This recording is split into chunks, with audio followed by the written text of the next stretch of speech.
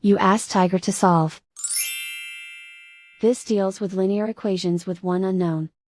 The final result is a equals 3/2. Let's solve it step by step. Group all constants on the right side of the equation. Add 18 to both sides. Simplify the arithmetic.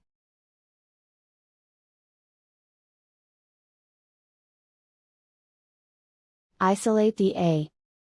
Divide both sides by 12. Simplify the fraction. Find the greatest common factor of the numerator and denominator. Factor out and cancel the greatest common factor. And so the final result is a equals 3/2.